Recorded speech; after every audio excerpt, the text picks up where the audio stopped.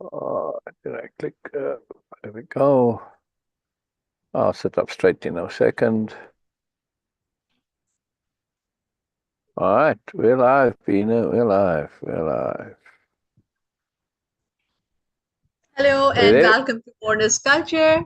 Good morning, Syl. Good morning. Yes, and Syl needs to sit up straight. There we go. Yes. Sitting up straight. Yes. Sitting up straight. And good mornings to everyone who is going to watch us live, join us live, and will watch us recorded. If you, by chance, having been there before, just say hi. We will recognize your name. Sometimes you just miss to say it on time. It is just a glitch that, okay, yes, we have something like, okay, we are learning TikTok. So, okay, you all are welcome on from Instagram, from TikTok, from YouTube, from, of course, Facebook. And if you are keen and interested, you can join us on Zoom also. Okay, it's all about reading, but still, there is no harm, there is no restriction. Okay, one can join us and do some reading with us. What we are doing here, we are busy in doing the capital R reading, which is the concept of Way-Of-Impeccability and Moreness project. The capital R reading of Carlos Castaneda's books about Don Juan, with a very specific intent to connect with Don Juan and his intent. Okay, his intent to Moreness according to Way-Of-Impeccability and Moreness project. What is capital R reading? Capital R reading is going beyond the events and actions and dialogues in story. Just going beyond the story. Capital R reading is connecting with the intent. Connecting with the intent of author, connecting with the intent of characters. Dang it. Cancel. No. No problem. Accidentally. So I'm trying to close it, and it takes forever. Sorry. Okay, no problem. So this is the capital R reading, going beyond what has been shared, obviously. What has been shared in black and white. Yeah. And we see more colors beyond just black and white. Because when we read the story, it is, of course, it is visually present in black and white. But capital R reading is the process where you can go beyond that and see the beautiful array of colors. The colors of intent. Like the colors behind me, see? Exactly. Yes. There you go. Yes, and this is Way-Of-Impeccability, the magic of Way-Of-Impeccability and Moreness. Today we were on the show with the celebrity interviewer Jill Nicolini, as is like a regular thing. Syl is a regular guest there, and he shared like Moreness and Way-Of-Impeccability, and of course a lot more. It is not limited to Way-Of-Impeccability and Moreness project only, because he shares his experiences. His thoughts, which has not been shared in the books. So they are upcoming also. So being on the show is not limited or specific to the Way-Of-Impeccability and Moreness also. Why I'm saying that, why I'm sharing this, because it is going to be soon that you will see us in the show, the Moreness show. In our own show, in our own TV show, yes. And there we will not do the capital R reading of anything, but we will share Moreness. Topics will vary, and of course we will choose different topics. Okay, I hope that we will find it exciting. I am so excited about different topics, and me too. I love to be, of course, I'm going to be part of it, and we are going to share different topics with unique perspective, unique, unusual, unprecedented kind of perspectives, just to share the Moreness with the application right there in application, the Moreness that, okay, yes, we can have a different perspective. And that is the core of Way-Of-Impeccability and Moreness. So this is going to be very exciting, and it is going to be from 21st of November. And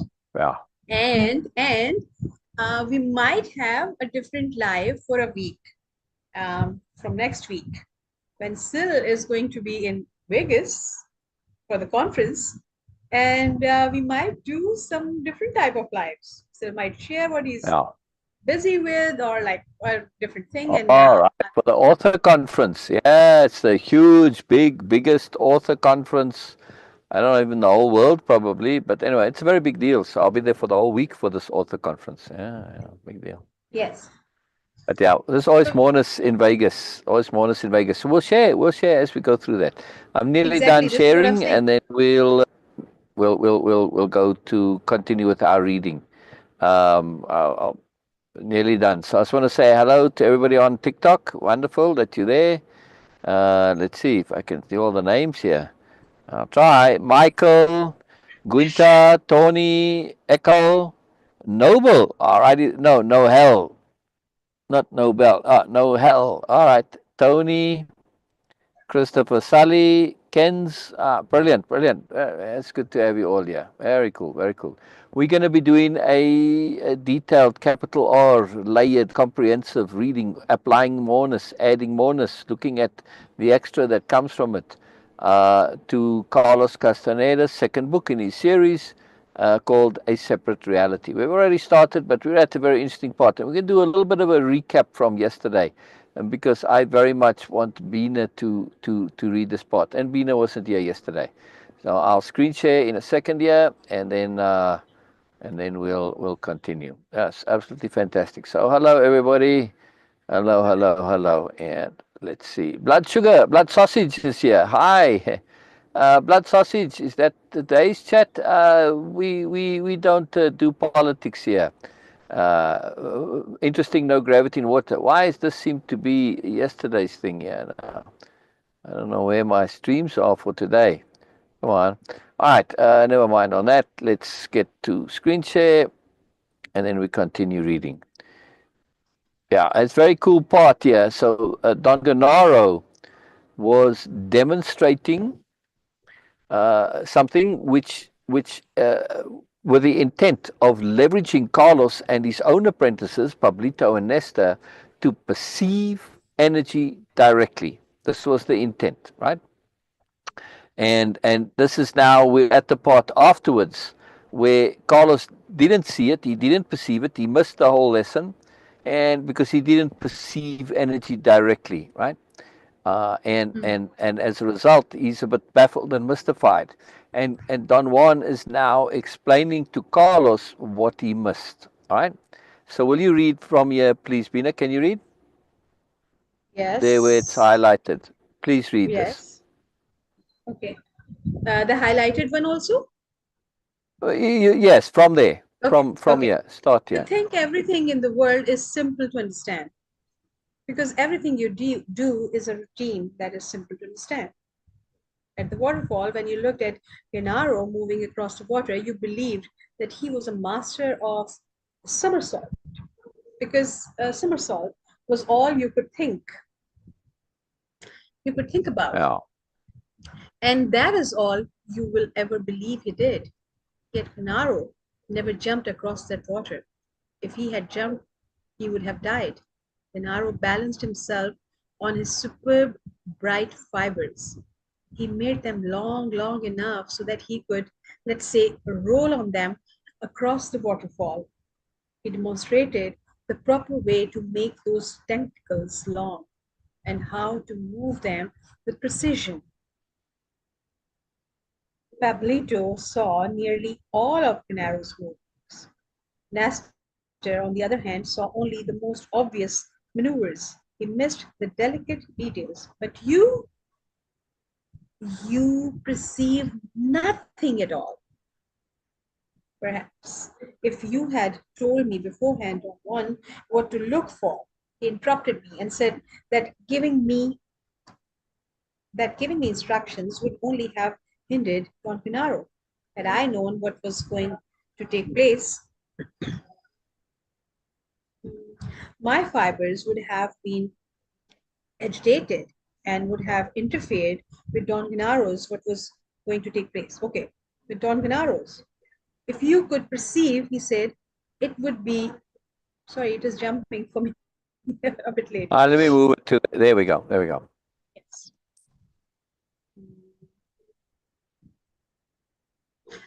Okay, my fibers have been agitated and would have interfered with Don Gennaro's. If you could perceive, it would have been obvious to you from the first step that Gennaro took that he was not slipping as he went up the side of the waterfall. He was loosening his tentacles. Twice he made them go around boulders and held to the sheer rock like a fly. Pause, And Beena. he, So, yes, so what Don Juan is talking about, these tentacles. Don Juan yes, says when you can perceive energy directly, human beings look like a luminous cocoon, like an egg-shaped cocoon of mhm, luminous fibers, right? All fibers, luminous thing. And from the roughly the midsection, that would equate more or less to our abdomen, middle section, lower abdomen, roughly, there are potentially these tentacles that can come out. Now, depending on how, and later you'll call this is will, you'll call this will.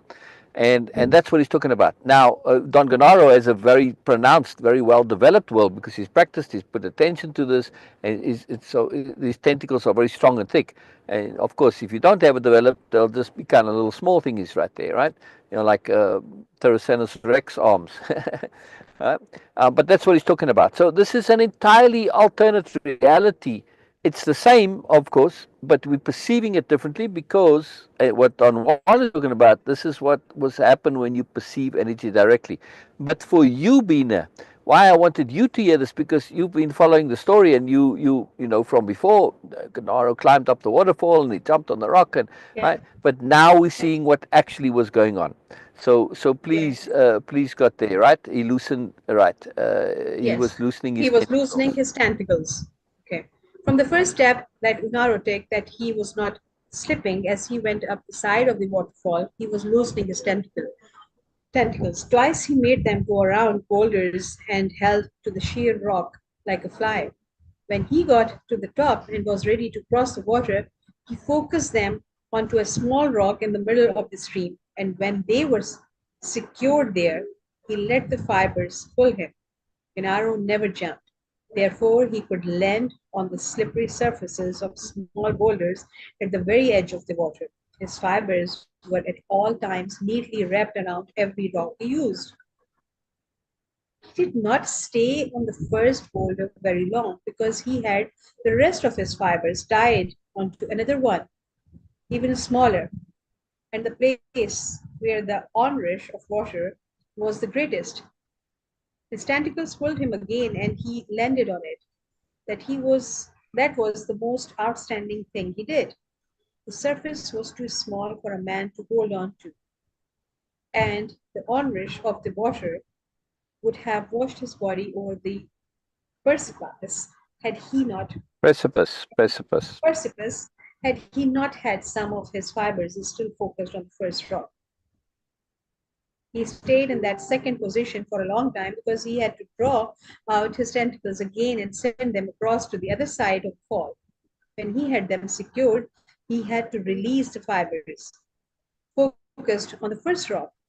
That was very tricky. Perhaps only Inaro could do that. He nearly lost his grip, or maybe he was only fooling us. Well, you never know that for sure. Personally, I really think he nearly lost his grip. I know that because he became rigid and sent out a magnificent shoot like a beam of light across the water. I feel that beam alone could have pulled him through. When he got to the other side, he stood up and let his fibers glow like a cluster of lights. That was the one thing he did just for you. If you had been able to see, sorry, if you had been able to perceive, you would have been perceived that. And Naru stood there looking at you, and then he knew that you had not perceived. And for those joining us, the reason we change see to perceive is because later in the books, Don Juan says that this gives a false impression. When you say see, you think visual, and because you're visually dominated already, you get this idea it's all about the eyes. No, it's not. You've got to perceive energy with all of your being, all your senses, not only the eyes. That's why we change it to perceive, right? It's a much better term. So more people joined us. Wonderful. All right. So Beena, now you get the idea, right, of this language of perceiving energy directly. Now that was just Don Gennaro and that particularness, right? The rest of the world was still the rock and the waterfall, right? It was just to perceive Don Gennaro's will. But later on, Don Juan will talk about where you perceive all of it as the raw energy, right? Yeah. Yes. But this is very interesting, Phil, uh, because the concept of perceiving is is very difficult.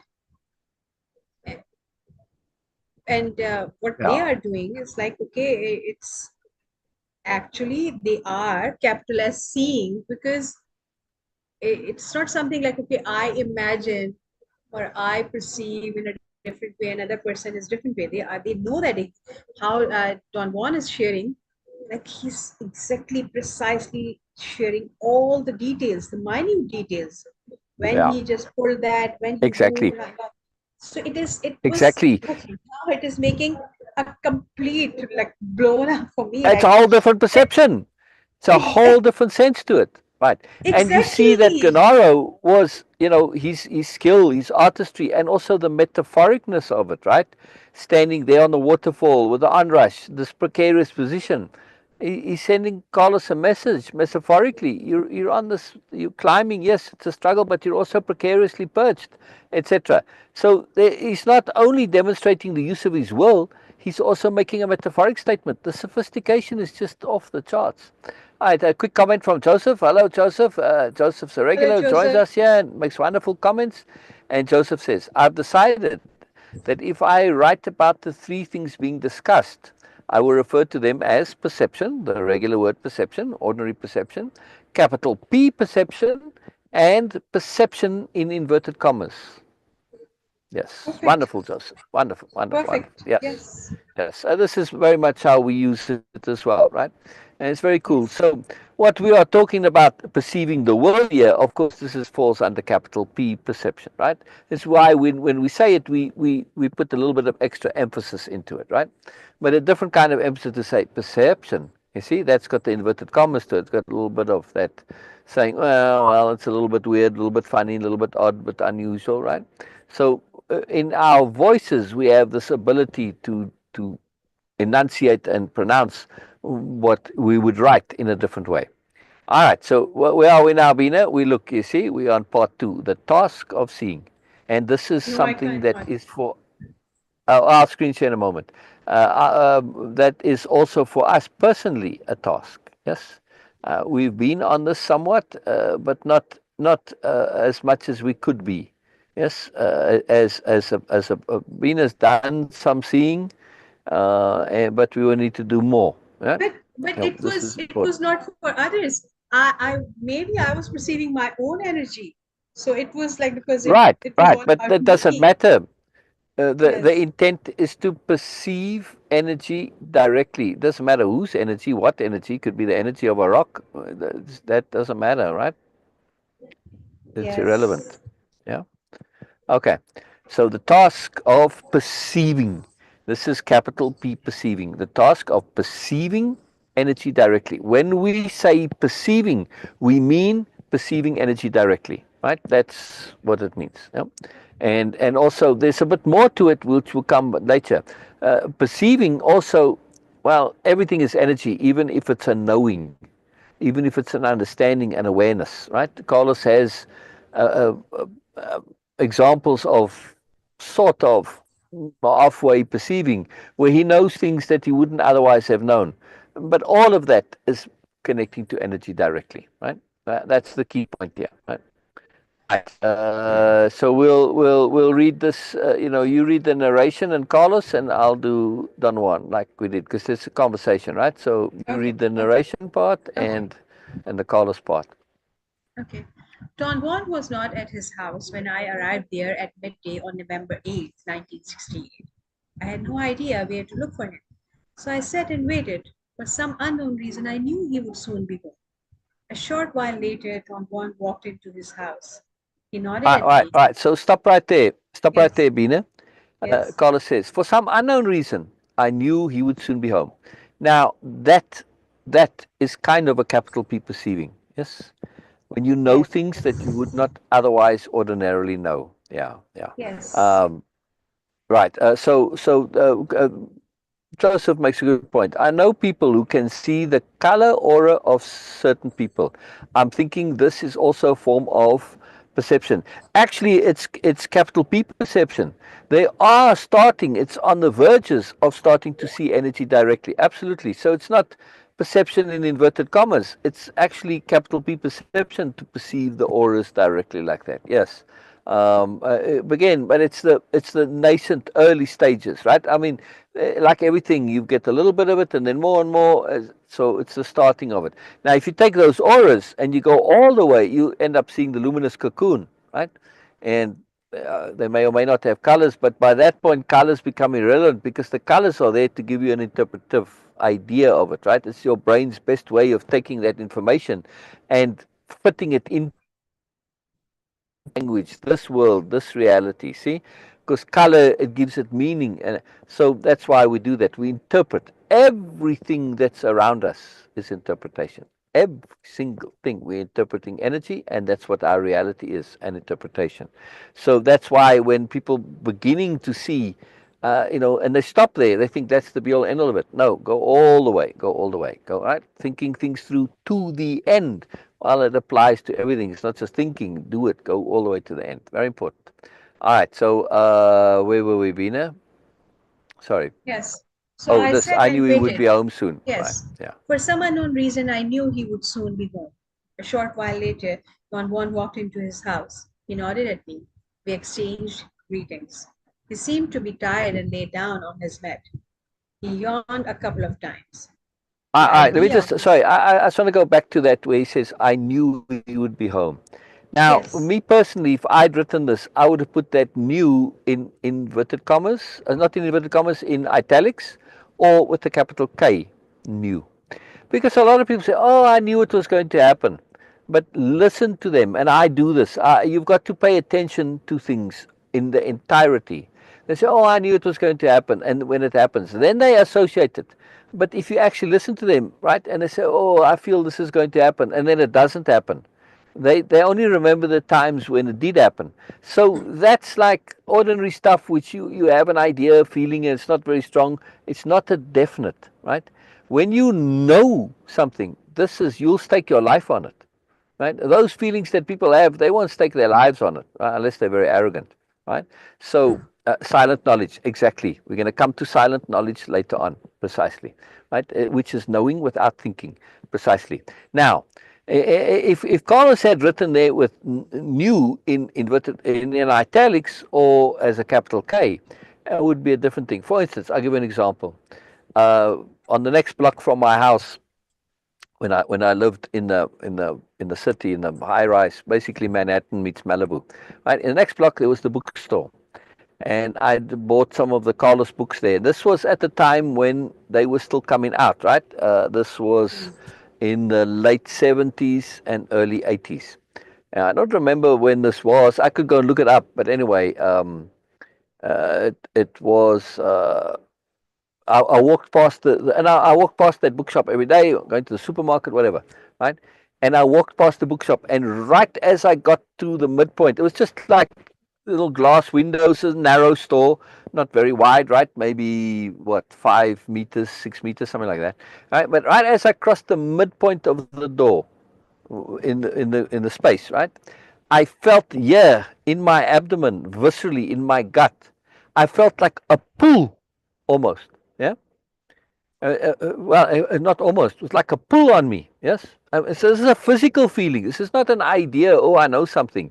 I felt a pull towards the store, and I knew without a shadow of a doubt that there was a new Carlos book on the shelf. Now, at that stage, Carlos was in that environment. I mean, it was amazing they even had the books there, and when I first went to that store, they didn't have a self-improvement bookshelf, right, section, which is unimaginable. You go to a bookshop today, that's probably the biggest section. But anyway, so they didn't have it in the window or anything. They just had the book on the shelf, right?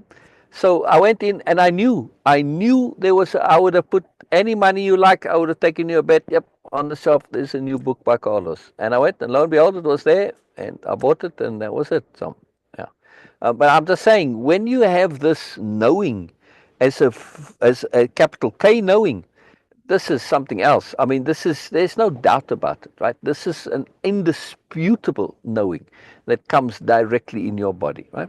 And it's all part of capital P perceiving. Yeah, that's a very big deal. It's a very big deal.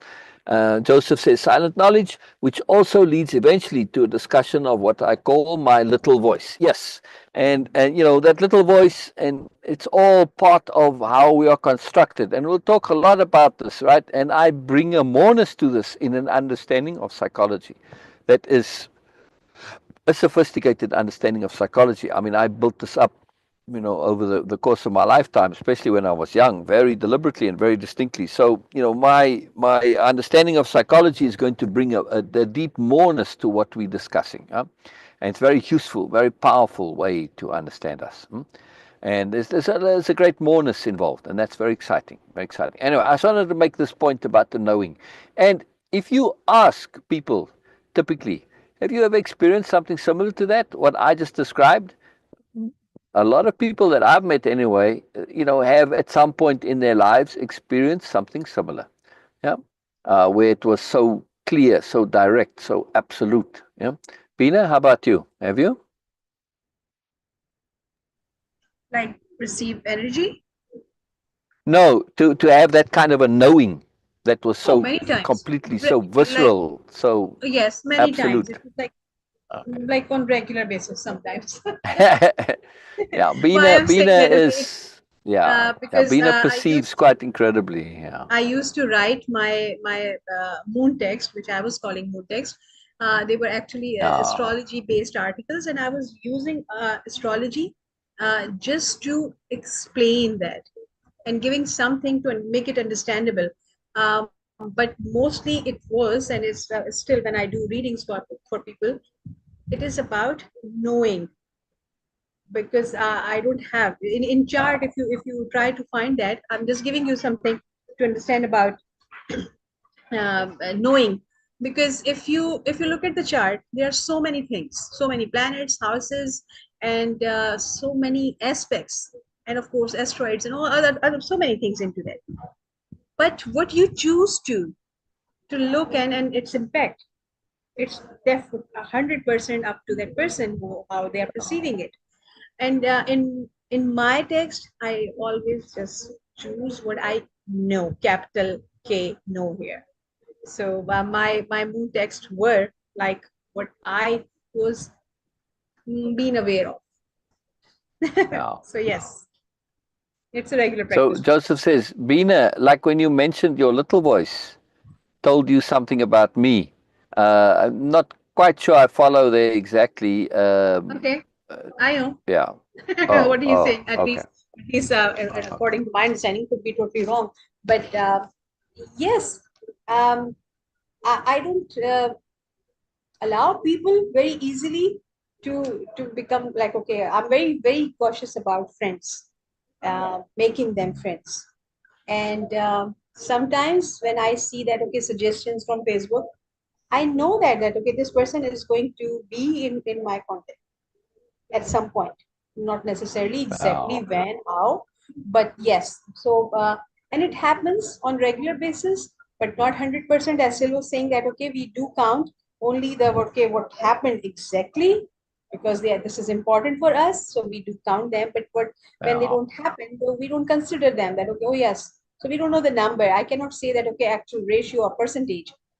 But yes, it happens quite often that I know when I'm just scrolling or make even reading a comment, I know that there is a connection and this person is going to be in connection.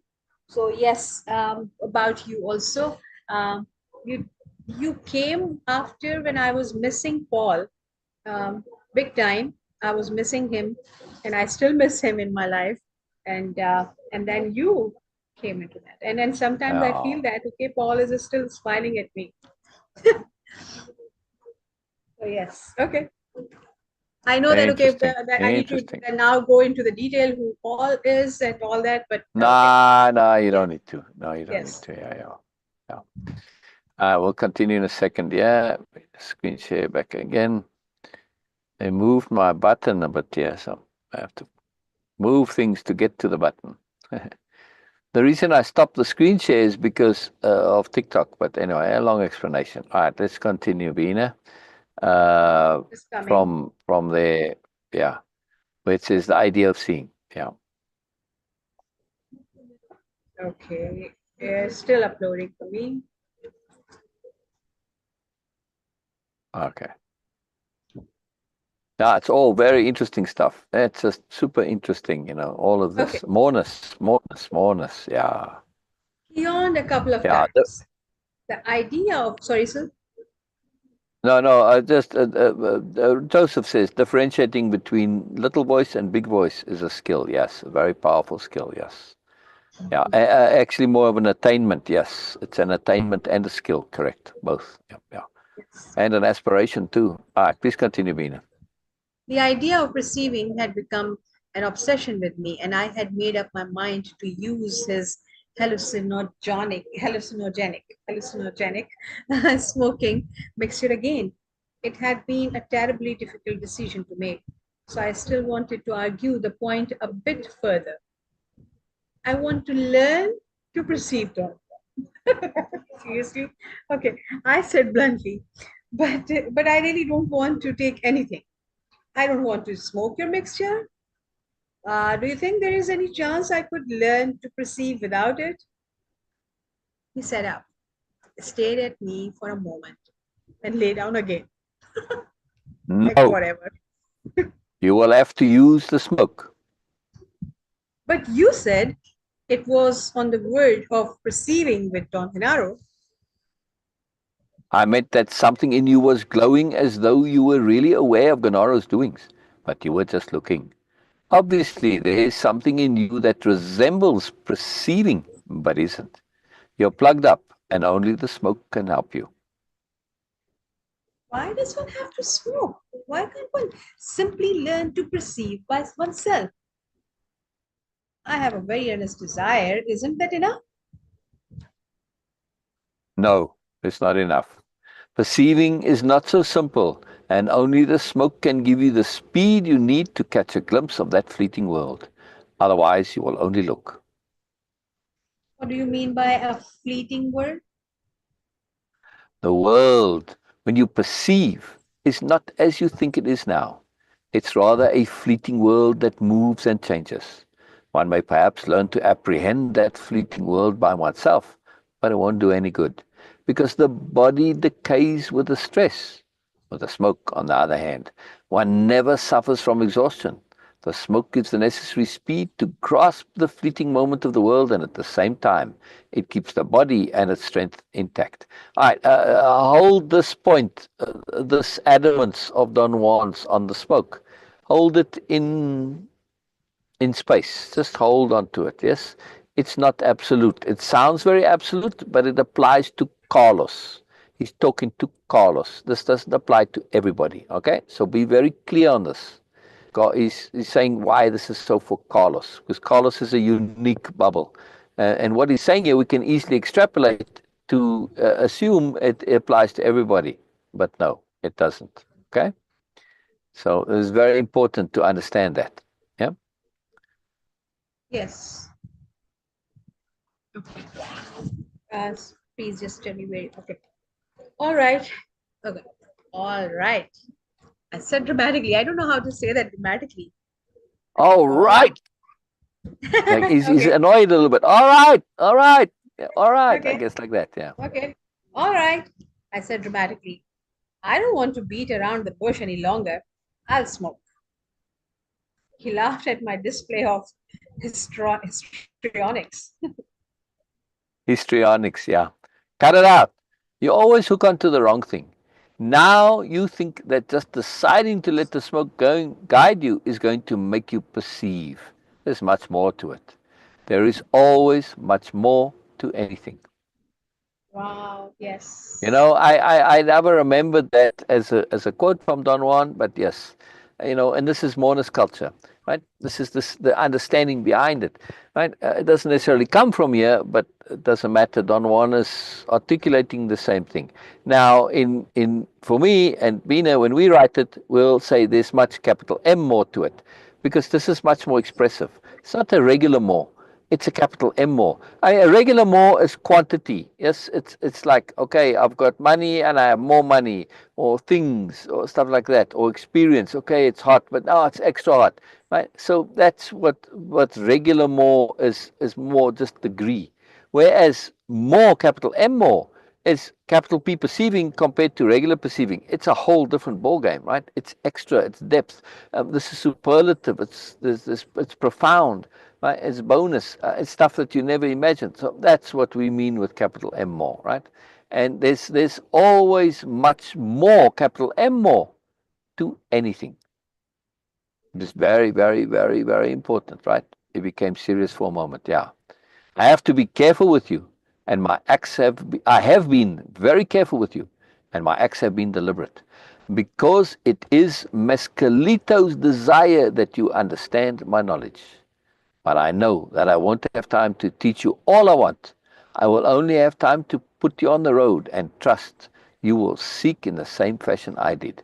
I must admit that you are more indolent and more stubborn than I. You have other views, though, and the direction that your life will take is something I cannot foresee. Wow.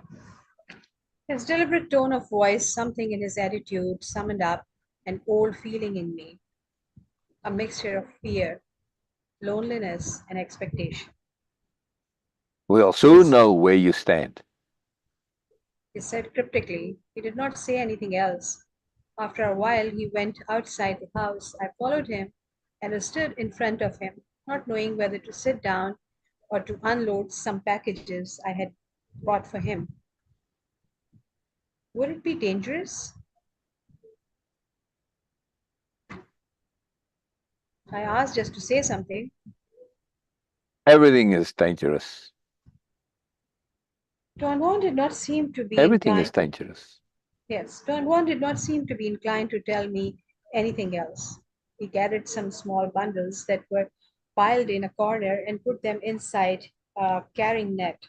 I did not offer to help him because I knew that if he had wished my help, he would have asked me. Then he lay down on his straw mat. He told me to relax and rest. I lay down on my mat and tried to sleep, but I was not tired. The night before, I had stopped up at a motel and slept until noon, knowing that I had only a 3 hour drive to Don Juan's place. He was not sleeping either, although his eyes were closed. I noticed an almost imperceptible rhythmical movement of his head. The thought occurred to me that he was perhaps chanting to himself.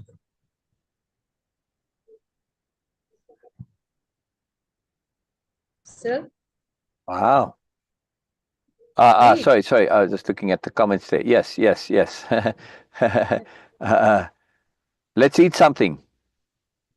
Don Juan said suddenly, and his voice made me jump. You're going to need all your energy. You should be in good shape. He made me some soup, but I wasn't hungry. The next day, November 9th, Don Juan let me eat One only. second. Let's just pause there for a second. I want Yes, to read what Joseph was saying. You often say Don Juan doesn't say something like you do. In this case, he actually did. There is much more. Correct. That's why I was emphasizing on it, right? Why this is very potent. That there's an overlap here. I was just commenting on it that I remember many of Don Juan's quotes specifically, and I can quote them, a good many of them in context. They just pop out of my head, but that's not one of them, which is very interesting. There's another one where Don Juan says, everything tells you something. That I remember very clearly. I didn't remember that specific one. That's what I was commenting on. Yeah. And then Joseph goes on to say, underlying, Joseph, the underlying moreness, the underlying intent, the underlying understanding, the underlying awareness. What Don Juan and we share this, right? We've come at it from different angles. I mean, like I said, I'd come at much in my life before knowing Don Juan, and this is fantastic. And then there was even more in there when I encountered Don Juan, and then after knowing Don Juan, I took it even further, right? So there's more before and more after, but Don Juan itself is a massive moreness, what he shares, right? Not just him, but his whole party, Don Ganara, everything. So there's fantastic there. And of course, whenever you go into something and you know it thoroughly, you are going to end up in the same spaces, right? Because that's it, you're going all the way to the end. And capital U understanding, you're in the same place. This is the language of conceptionality. You're going all the way and you end up having the same conceptions, which you can now overlap and you can communicate. You can talk about things. And Joseph goes on to say, I've lived among Indians my whole life. I've never, ever heard one use the word indolent. Yes, sometimes Carlos's interpretation comes through more than Don Juan. Now, keep in mind, Joseph, that yes, even though Don Juan is a yucky Indian, what he's sharing is not yuckiness. It's not Indianness. It comes from his lineage. Don Juan has long since stopped being an Indian. Yes, he still refers to himself as an Indian, but it's an affectation more than anything else. Yeah, he's long since not been that, because what he's talking about, the knowledge that he's sharing, his knowledge, as he called it just a little earlier there, this comes from his lineage and him extending what has come from his lineage. It's not a closed tradition. Each successive individual and part of the party, they are tasked with extending what they've been shown. Don Juan says it specifically, right? A warrior takes what he's been shown and takes it further. Yeah, very clearly, very specifically says this. So it's an evolving thing, and he'll talk about the evolution as well. The modern seers, there's a big split at the time in the lineage. So we can't think of Don Juan as an Indian. We can't think of him as an anything because he's unique. We can only think of Don Juan within his own context. Furthermore, he's not speaking to Carlos in a native language. He's speaking Spanish to Carlos. So Carlos is translating the word indolent, whatever that is in Spanish, into English, right? So yeah, indolent it's a very interesting word, yes, for Don Juan to use. But also, we've got to keep in mind, Don Juan is profoundly sophisticated, much more so than he lets on. Carlos later on sees Don Juan in a suit and it freaks him out.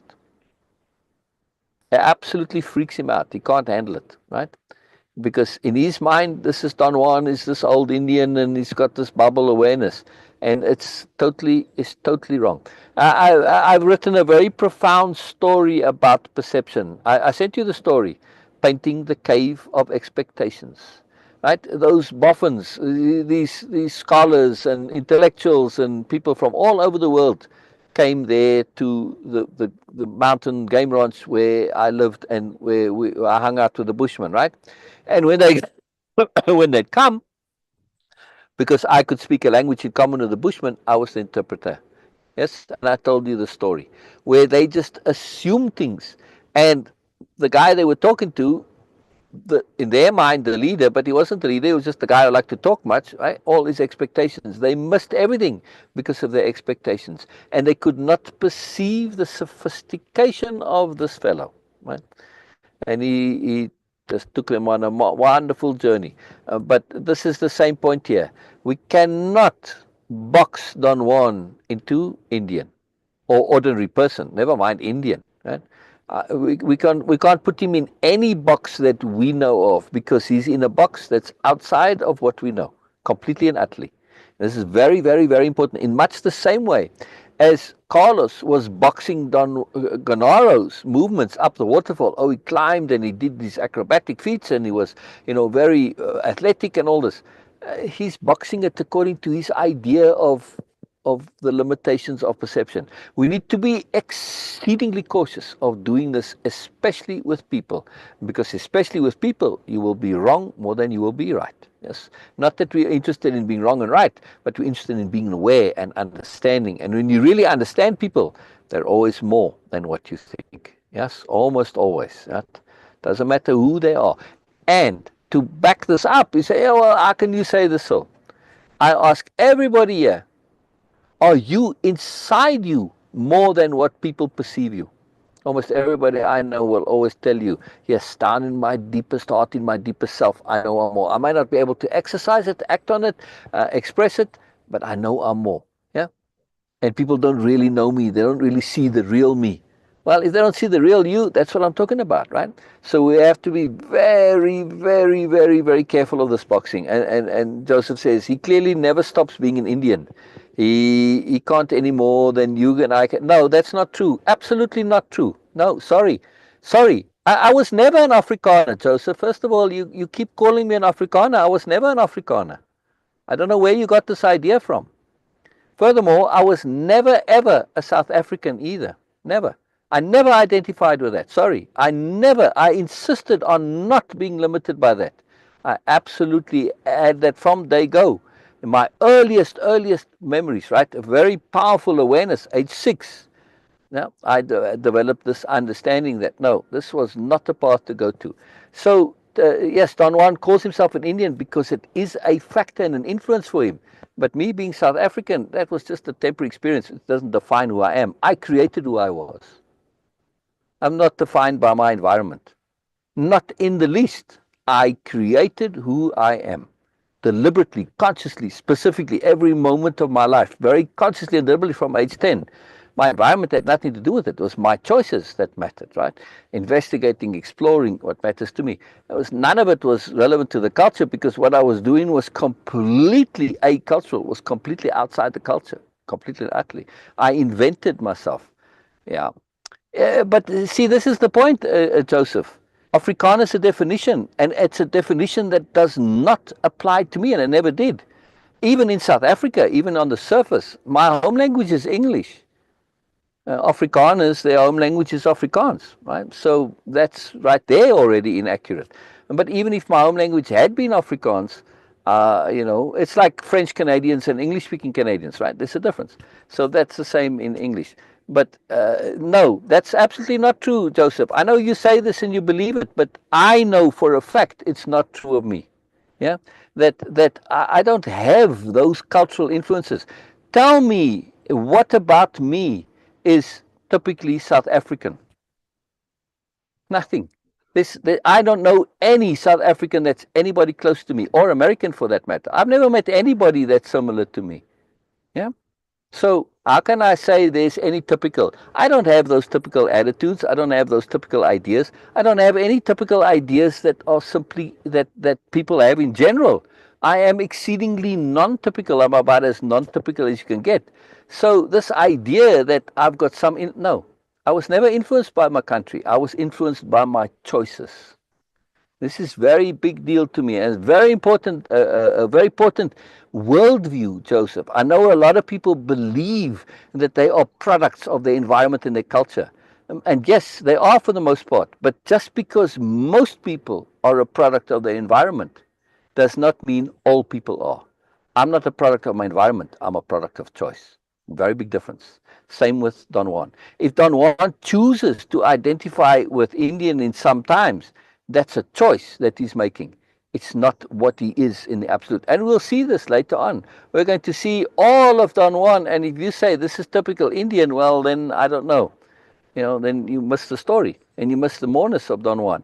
Look at what Don Gennaro did on the waterfall. What has this got to do with being an Indian? Nothing whatsoever. Nothing to do with being an Indian. This whole explanation about perceiving, this is not an Indian thing, right? So we have to very much. No, I don't say they can't learn to be me, Joseph. Yeah. I'm just saying that they are typically, when you look at the definition and understanding of what Afrikaner means, you are not going to find things that overlap with me. Right? Of course they can be. Anybody can be, but it's not. That's just in humanity in general. This is why I share Moreness-Culture. Of course, we can all be more. Right? And not that I'm more necessarily, but we can all be more. Yeah, we can all be different. I just happen to have followed a very peculiar, particular path. It's just my life. But I'm really making the point that we can be who we wish to be through choice. We are not defined and limited by culture, experience, environment. This is a major shift in philosophy, psychology, and belief. Most people believe that they are products of the environment, their culture, the experience, etc. We don't need to be. Yes? We don't need to be. We can change that. Right? I mean, this is a very, very big point of Moreness culture, way of impeccability, and the entire psychology that I share. This is absolutely essential to understand that we can be more, capital M, more. We can, through choice. That's it. You don't have to be an apprentice. You don't have to take a course. You don't have to do a program. You can choose. You can say, no, what I am, what I'm, I don't care for this. I don't like this. I reject this. I don't want anything to do with this. Yeah, I share many, many, many things that, particular things of me that culturally that are typical, ordinary, assumed things. That this is celebrating birthdays. I got a lot of flack, and same with Christmas. I said, no, I don't want to celebrate this. Oh, did this cause me havoc and grief, right? Uh,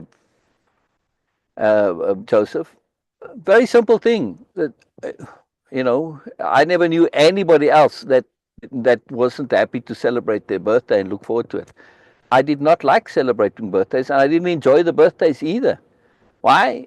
It's a long explanation, but mainly because of the default into it, that this wasn't genuine, it wasn't real. People are doing it. And even if they were genuine, I had no way of knowing that they were actually genuine. Right? We could just be very good at acting. When you're giving gifts because you're supposed to, because you should, there's no freedom to it. So for me, it was like, well, and there's a lot of other reasons that go with it too. But I'm making a point about not being a typical product of culture. Just in that one simple thing, right? One simple thing. So yeah, it's a big point. Yeah. Well, I think you limit native people by saying they are not Indian. I never said they're not Indian. Native people are Indian. What's the difference? Yeah. I'm simply saying that to say Don Juan is an Indian is to limit Don Juan. It's like saying I'm South African. Not only is it a limitation, but it's completely inaccurate. It's not about limitation. I never even thought of it as limitation. I'm simply saying it's inaccurate. I don't care about limitations and hierarchy, and it's more or less, try not to get involved in that ranking of things. No, absolutely not. No, I think all cultures are fantastic. They all have their value. You just have to look for it and find it, right? They all have a lot of moreness to them, right? And when you get to be more, it doesn't mean you can't hold on to your Indianness. If that's what resonates with you, sure, of course you can. Yeah, like Don Juan, he identifies with it at certain times because it's appropriate in the circumstance. Yeah, I understand appropriateness. So he happens to have that identity with it. I don't have identity with it. So, I mean, I can use it as an experience. I can talk about it, yes, but it doesn't define me. I don't have any part of me that at one time I was South African. I never identified as that. Whereas Don Juan, he did very much identify as Indian in his youth. Yeah, my youth and Don Juan's youth are very, very different. Yeah, completely different, right? So there's not an overlap there. So no, I very much celebrate people wanting to celebrate their culture and all this. However, I will also advocate and say, be careful of getting caught in a bubble of culture, because culture, by its nature, is connected to tradition, and tradition tends not to be evolutionary. There are very, very few traditions which have evolution built into the tradition. When it's that tradition, this is how you do it, and you repeat what was done before. And you're looking backwards for your source of moreness. You're not looking forward. You're not looking to yourself to create more moreness. You're not actively looking to change things, to improve things, to enhance things, to evolve, right? And that's the problem with cultures, right? They tend to take what's been working and they say, okay, this is great, it's working. They're not actively looking to evolve. So that's the problem, right? So again, now you say it's more than an identity. You have a bubble that says because of what he has accomplished that he's no longer Indian. I'm not saying he's no longer Indian, yes? But to say he is Indian is a total description. Indian is a part of Don Juan, a part, a part. He is still, some part of him is still Indian, yes. But to say he is Indian is saying all of him is Indian. See? And that's not accurate. It's not accurate at all. I mean, you could say technically I was a South African, yes. But was I South African in psychology, in mentality, in no, right? In habit, in my doings, no, right? So I'm stereotyping. No, actually, you are, Joseph, not me. I'm saying that these things are very limiting limitations of definitions, right? You can say he's an Indian plus, sure. That would be accurate, correct. That some part of him is Indian, but if you take that part of him that's Indian and compare it to the rest of him, it's a small part, a very small part, yeah. But I was never an Afrikaner. You keep calling me an Afrikaner. Go and look up what Afrikaner means. I'm not. I was never an Afrikaner, even by any definition. An Afrikaner is a white South African whose home language is Afrikaans. That's what an Afrikaner is. I was never an Afrikaner. My home language is English. I grew up speaking English. My mother and father spoke English to me. Yeah. I went to an Afrikaans school, yes, because there wasn't an English school. Later, I went to an English school. Yeah. What am I comparing, Joseph? I'm not comparing anything. I'm making an accurate statement of assessment. That's it. I'm not comparing. I'm not saying anything is good or bad. You won't find me doing this. No, sorry. No. Well, the Afrikaners are the descendants of the Dutch immigrants, but not only, also the French. When the French Huguenots came, they they didn't shift to speaking English; they shifted to speaking Afrikaans. And you've got Nodier and Fourie and all of this. Those are all French names that became quintessentially South African now. So it's not only from the Dutch, also from, but it doesn't matter where they came from. It's that they adopted to speaking Afrikaans, which developed from Dutch, yes. So the ancestry is typically Dutch, not all. Typically, yes, but not all, right? So the Huguenots, which were French, exactly, right? But again, that's going far back. Afrikaners today, they don't connect to their Dutch ancestry. They're South Africans who speak Afrikaans. That's how they identify as an Afrikaner. They see themselves as a South African. I find it quite ironic that Afrikaner, right, it means Afrikaner. Yes, it's pronounced Afrikaner, but it's essentially an Afrikaner, somebody from Africa. They distinguished themselves, those early settlers, right, as saying, we're not from the continent. We don't have a connection to Holland and France. We don't have a connection to Europe anymore. We are from Africa. We are Afrikaners, Africans. It's very, very ironic and very amusing, but that's how they identify themselves. Quite fascinating. Yeah, yeah. But Huguenots is part of the origin, not the current definition. The current definition are South Africans, white South Africans who speak Afrikaans. That's the current definition, right? So yes, the origins are, that's a different thing. It's where they developed from. But like I said, the very fact that they called themselves Afrikaners and developed this language of their own, they wanted their own identity. This was a big part of their whole deal. They moved, they had the great treks, and they tried to set up their own republics. And it's a long story. I've written about it at some point. Yeah. So actually, this is again incorrect, Joseph. They very much had an anti-colonial mindset. Very anti-colonial. They moved away at great cost to themselves, away from the British, the colonial. They didn't want anything to do with the colonials, and it's called the Great Trek.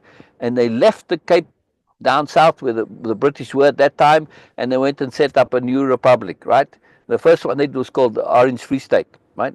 Orange Free State, yeah? And there they lived for a little while in their own little world, in their own little bubble, until somebody came along and discovered diamonds. Well, in Kimberley, which is on the southern end of that. So what did the British do?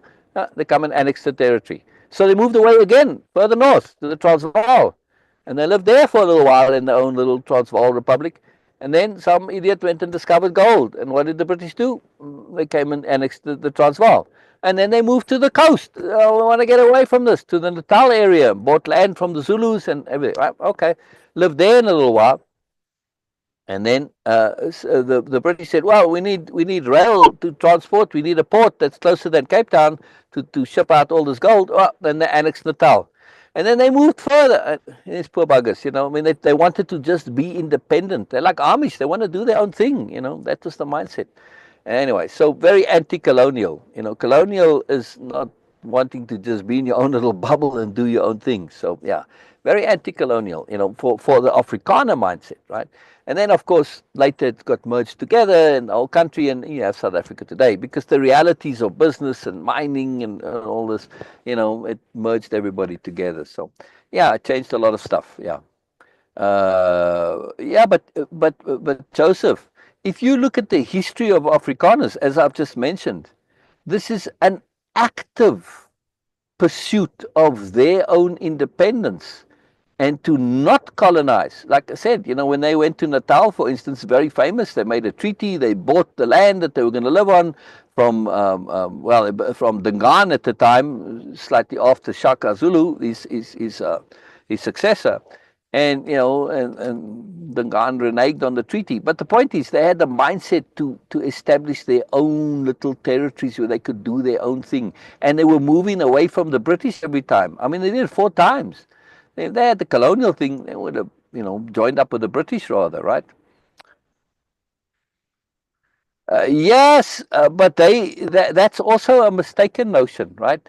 They may have had some of that, yes, but that's just part of language and sophisticated culture. But this is not a part of the original Afrikaner mindset. They didn't want anything to do. They didn't want to merge with other people. They didn't want to dominate those the black tribes. This is the colonial thing, right? To take them over and civilize them. That's a whole British thing. They had no interest in saying, "Hey, we're going to teach you how to live. We're going to bring civilization." No, they wanted to live in their own bubble and do their own things, like the Amish. I mean, are the Amish colonial? Their mindset is one step away from Amish. It's very similar. They just don't wear the uniforms and they're not super anti-technology. Right? But that same conservatism, that same "I want to do my thing, I just want to worship God and be God-fearing and be right and be good," that's the root of the culture. Yeah, independence. Well, but today they say they're not prejudiced, but they elect Trump. Well, that's now you're jumping from a whole different subset of people, right? I mean, this is now in America, yes, which is completely a whole different ball game entirely. Yeah, yeah. You say that Amish is extremely colonial. Interesting. Well, to colonize and be independent is not the same thing in the very definition of the word. To colonize is to take over somebody else's territory and say, "I'm going to rule you." The Amish aren't interested in ruling anybody, so no, Amish aren't colonial. They may be. You can make an argument that they are, in a sense, inadvertently racist or biased or prejudiced, but that's a religious bias, not a racial thing, right? No. Anyway, there is some overlap with Amish and colonial mindsets, yes, but the Amish mindset and the colonial mindset are very different underlying. Like I say, the colonial mindset is about dominance. The Amish mindset is about independence. It's a very different thing. They want to be left alone to do their thing. Whereas the colonial mindset, this is about dominance and me saying I'm better than you and I'm going to teach you how to live and do and whatever you do. Very, very different thing. Very, very different. So yeah, no, not the same. Not an overlap. Anyhow, very nice discussion. Wonderful, wonderful, wonderful. So this is brilliant. Exciting stuff. Exciting stuff. Beena, you got to tell me to stop screen share when we get onto chats. Anyway, Oh, sorry. so very cool, Joseph. I just want to say, for me personally, I'm very sensitive about being defined. I don't care for the boxes and definitions, and I will push back on that. Like when you call me an Afrikaner, I have nothing to do with being an Afrikaner. I mean, not only is it technically incorrect, but if you substitute South African for Afrikaner, I would object to that too. If you call me an American, I would object to that too. I'm not any of those things. When people ask me where I'm from, I say I'm from the internet or I'm from Nobelia. Yes. All right. Yeah, you want to sound from Nobelia? Cool. That you can say, Joseph. But that identifies me much more so and gives you an idea of who I am and what I'm about. But there's no equivalent of Nobelia on this world, right? But that you can say, yeah. So I ask when people say, yes, I agree. There are superiority mindsets, although if you said to the Amish that they are superior, they're going to revolt against it. But you can. I don't know of any culture that that doesn't that the pride in that particular culture is not really some form of superiority. I mean, when people say, "Oh, I'm French," I mean, just the fact that you say you're French, you feel being French is the be all and all. It's wonderful, it's good, it's superior in some way. Or you say you're Russian, or you say you're Apache, or whatever it is. All cultures have this. This is endemic. This is why superiority is a paradigm. It translates into all of it. Yes, at least in terms of like the Amish culture, they are looking to be special by being humble. It's still an inadvertent superiority, but at least there's an attempt to not be so. It's a bit misguided attempt, but so be it. So be it, right? So yes. But again, you see superiority in everything. Just scrolling through my feed on Facebook, and I get Native American stuff because I'm interested in this, and I get stuff, and all about, you see the warriors on the horses, and then there was another thing with a lady who'd made a fancy saddle and really decorated, beautiful stuff, right? But the horse is a big part of Native American culture, right? However, it's cultural appropriation. Horses aren't native to America. They're not part of Native American tradition. There's a much longer time period that Native Americans lived, 10 times longer than the time they've lived with horses that they lived without horses. Tradition, actual real Native American tradition, does not have horses in it. Horses were brought from Europe. Right? And the first horses that were used were horses that had gotten escaped from the Spanish, right? The Spanish settlers down in Mexico, yeah, that came up southern California, Arizona, whatever, right? In that area, not from the East Coast. Horses came up via the Spanish coming in the west, right, or the southwest, deep southwest, right?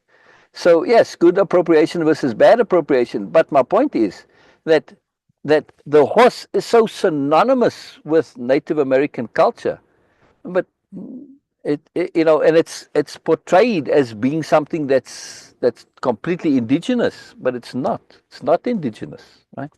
I'm making a point though about superiority, and that all cultures push their cultural vibe as in some way being superior.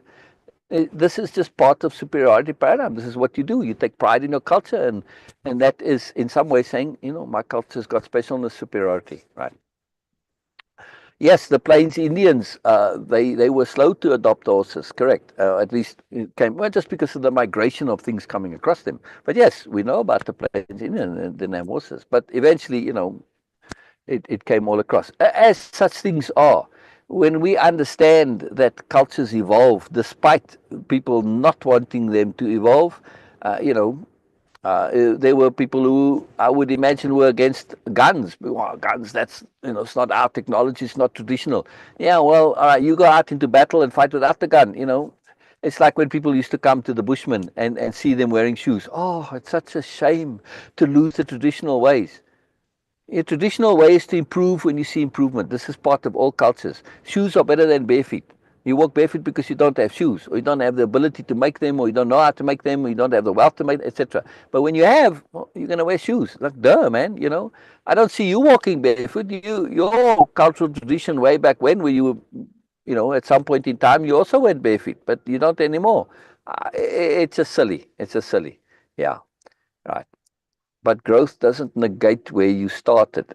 Yes, it doesn't. But if you are clinging to where you started, then you're going to limit your growth. And that's what cultures do. They start and they get something good and they get something fantastic, and then it starts to become traditionalized. And when it starts to become traditionalized, then your growth slows down, because there becomes a part of tradition is to be anti-newness. That's what tradition is. It's keeping things the same. That's what tradition means, right? And cultures that are very tradition bound, they tend to stagnate somewhat. It's just the nature of things. I mean, it's just like duh, right? If you're focusing on tradition, you're not going to be focusing on innovation and growth and change and update. I don't know of any culture that is specifically focused on growth and change. It's just culture and tradition are almost synonymous, right? So yeah, clinging and acknowledging are different. Correct. But to what end the acknowledgement? Yeah, I mean, we all came from. At one point, we were all. If you go far enough back in your culture, at some point, we were all cavemen and Neanderthals or whatever, right? So, how far do you go back to acknowledging your roots? What difference does it make to me personally that my ancestors were cavemen, yes, or slavers? Everybody's ancestors were at some point either slaves or slavers, both, right? At some point they were either one, right? So both of them, right? So this is very important to understand. But when you go far enough back, you're going to have what? We get back to being pre-humans, proto-humans, whatever. What does this benefit me to say this? I personally have no connection to that. So if I'm acknowledging my origins, to what purpose? How does it actually make a difference to me? Let's say I go back in my answer. My brother's big into this. He's got a whole website about the whole family tree and the origins. He's researched it back to as far back as we go. Yes, it's actually Germanly originally, and that's where it ends, where you can trace it back very specifically, right, through documents and stuff. But so what? So what that my ancestors were German and our name is, it's Graf. It's, well, my technical name, that it's a variation of a count, right? Graf in German is count. So does that mean my family were counts? No, they could have just been vassals of the counts. Oh, who knows? But it has absolutely no relevance to me, other than a point of pride or point of self-importance or point of superiority, to say, oh, I was this and that. Doesn't matter what your ancestors were, it's what you are that matters. Your ancestors may have been rubbish, your ancestors may have been fantastic. It doesn't mean you are either of them or need to be either of them, right? To me, we can be affected by our DNA, but we don't need to be. Yes, you can choose to go contrary to your DNA. I mean, a very typical example, the two twin brothers that grew up in an alcoholic family, right? And then the one turns out to be an alcoholic and the other one is not.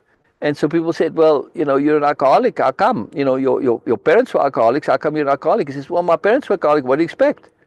And then they went to the guy the twin, woman, man, doesn't matter. They went to the other twin and said, well, you're not an alcoholic. How come? Both your parents were alcoholics.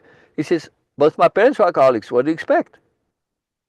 Same exact answer, different results, right? So it's how we relate to the stuff. But to cling to your beginnings, to assume that this is what determines us, this is a mistaken notion.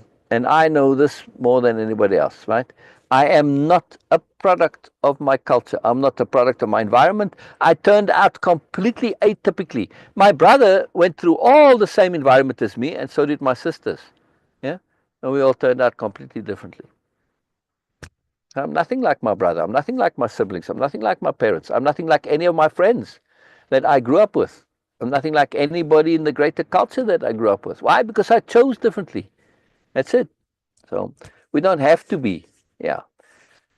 Yeah, but to acknowledge, to what purpose do I acknowledge that I come from German originally? And then who knows before that? For me, I would want to go all the way back to the root. And if I go back to the root, I say, well, at some point I was a caveman, Neanderthal, whatever. I acknowledge that, but what's the benefit of acknowledging it? Mostly we acknowledge it because we think there's some status, there's some value to it. Yeah. But when we go back to being cavemen and Neanderthals, primitive, well, there's no value to that. So you don't hear anybody acknowledging that origin. We all originated from that, Joseph. Why not acknowledge that? See? There's no value to it. So when we understand this, it's, yes, I agree, to acknowledge is not to cling, but what is the point of the acknowledgement? All it does to me is to say, I'm from this, I'm from that. It's starting to make definitions, and those definitions, it goes against you developing a self-conception that's free and open, that can go anywhere. Those definitions tie you in some way. I don't want to be tied to anything like that, sorry. Just because I happened to be born in that culture does not mean I have to be a product of that culture. No, I'm my own product. Yeah? And this is an entirety of Moreness culture and way of impeccability, is to get to choose who you want to be. If you choose to identify, that's a different thing. But don't do it as a default. Don't do it as an automatic. Don't do it as a should, as a must. Yeah?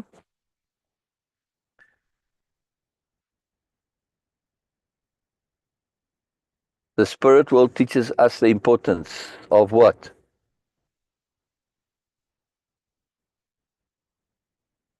To acknowledge, not cling. Yeah. Well, to me, the spirit world teaches the importance of freedom. And if we want to escape this definition, this world that we are in, we have to start letting go of all of these ideas we have of how the world works, of who we are. We're never going to end up being anything else other than a product of the world we know. Yeah? See why the definitions are so critically important to let go of, because they hold you into a worldview that is this world. Yeah? So there's a deeper logic to what I'm saying. That's the logic of freedom, of true independence of being. Freedom to be anything, to be able to choose to be anything. You can then go and choose what you want. But again, is your choice made because you have no other, or is your choice made because you do have others? That's real freedom. Yes, when you truly have true choice, and then you can choose, but you have to have the choices first, right? We don't even know what the choices are at this point, so we can't even make choices that are free. Our choices are only within a bubble, the bubble of this reality. And that's the whole point of this whole book, an alternative reality, to let you know there are other choices. Any kind of definitions you cling to holds you into the reality that we know. And this is Carlos's problem. Right? He keeps clinging, right? Yeah, yeah, yeah. Joseph says, the spirit world teaches us the importance of our ancestors. They help us in the spirit world, which is also part of our world. Yes, but again, yes, even in the alternate realities, there are limitations. Yeah, I do not wish to be connected to my ancestors. Thank you very much. No interest whatsoever. None. Zero.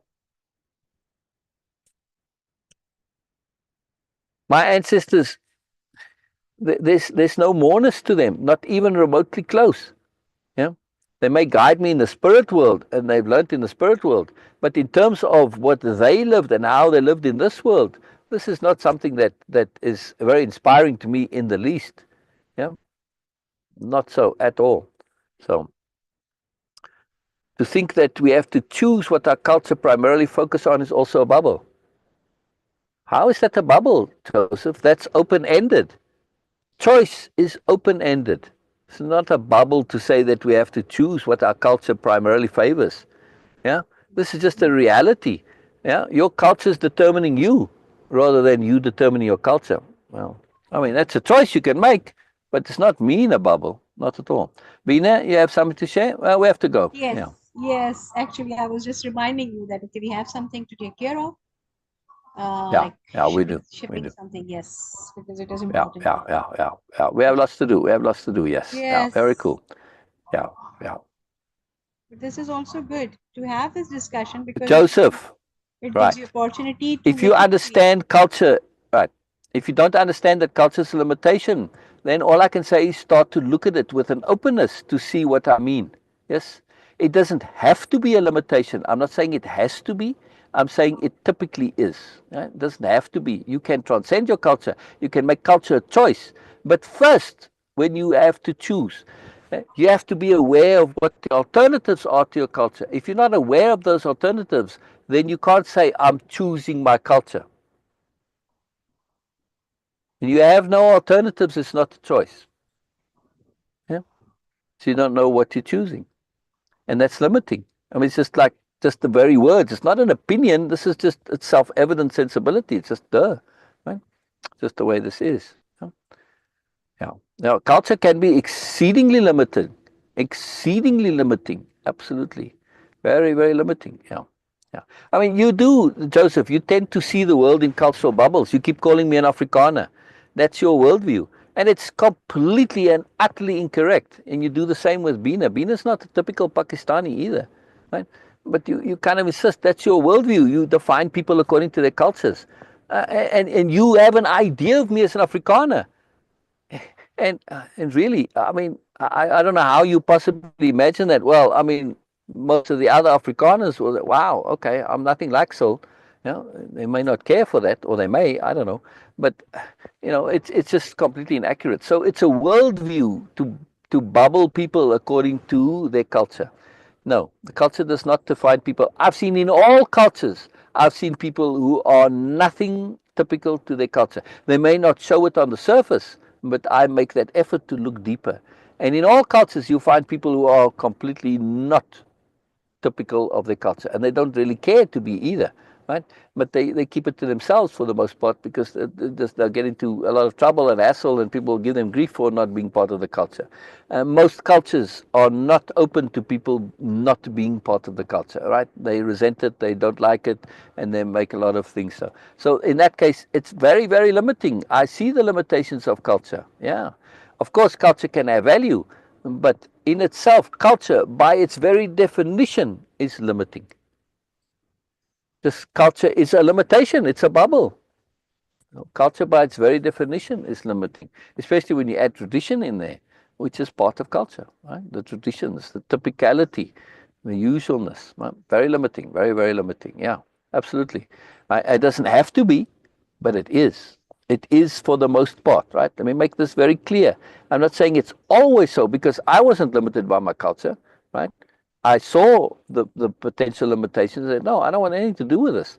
Yeah, but that in other words, there's a possibility of not being limited, but overall, in general, culture is limiting. Yeah, when you subscribe to a culture, that's what you know. This is who you are. You are limiting yourself to being that part of that culture. That's a limitation, Joseph. It can't be avoided. Yeah. All right. Very cool. Culture is a base, limiting only if you cling or refuse to grow.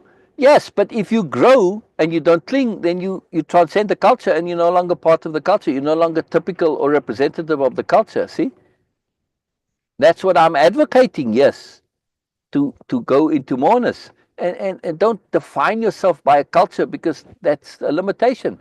When you say, I'm a grower, I'm a learner, I'm into awareness, the culture becomes irrelevant. Doesn't matter where you started. Right? When you're looking to become a seer, for instance, later, right, or a person of knowledge is culturally independent.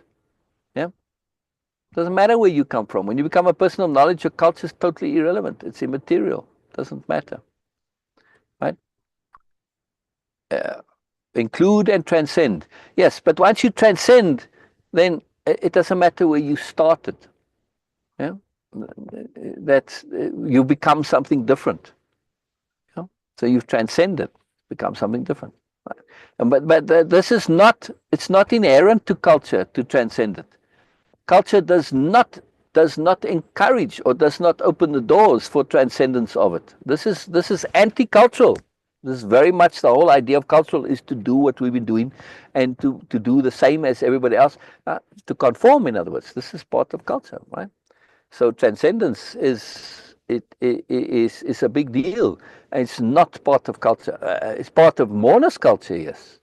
That's what makes Moreness culture Moreness, is that growth, evolution, looking to transcend, to evolve, etc. This is part of Moreness culture. That's why it's a Moreness culture, not a regular culture, right? Very, very different, very profound. All right, Beena, like she said, Joseph, I love the conversation. I love this very important stuff that we're talking about, very important things that we're talking about. Yeah, we'll continue with this. Again, definitions are very limiting. Any kind of a definition, like to say I'm an Afrikaner, this is very limiting, or South African. I'm not, and never have been. So I was pushing against that limitation, right? You can say I'm a Nobelian, sure, that's happy. Why? Because Nobelian is open-ended. A Nobelian can be anything. Yeah? So, yeah, very potent, very potent. When we grow, we do not throw out what we have learned through our lives. That's not true.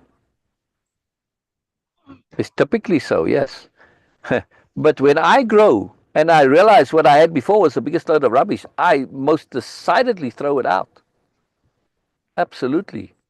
I believed a lot of nonsense at some point. I was all into cool as a teenager on my social side. My private side, I couldn't care two hoots. But in my social side, cool was everything. Yeah, to have long hair and all this stuff. I threw it out eventually. It's a lot of rubbish. So yeah, when I grew, you throw out the nonsense. Yeah. So we do absolutely throw that out, right? But yeah, this is what transcend means, that you can let go of the things. You hold on to what's good. And I actually recommend as a practice, every now and then throw out everything that you think is valuable and then put it all back. Yeah.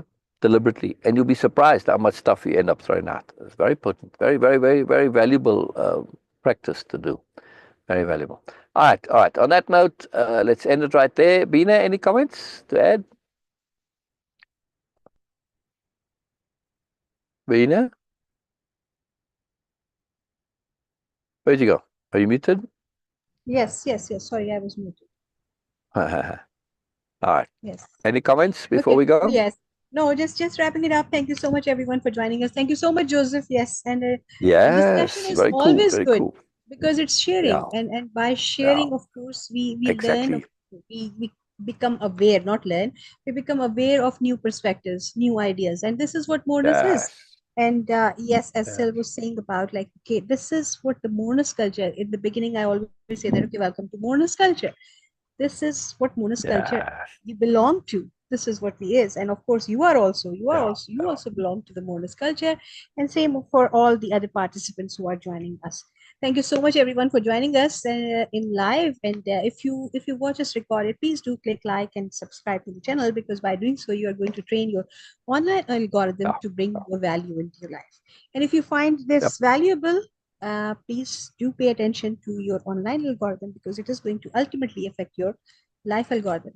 They are yep, actually the same. yep, yep. Wherever you are going to pay attention, wherever you are going to invest your energy, universe will bring more, exactly same. Yeah, So please yeah, pay attention where you are investing, where you are investing time and energy and effort and yes, attention.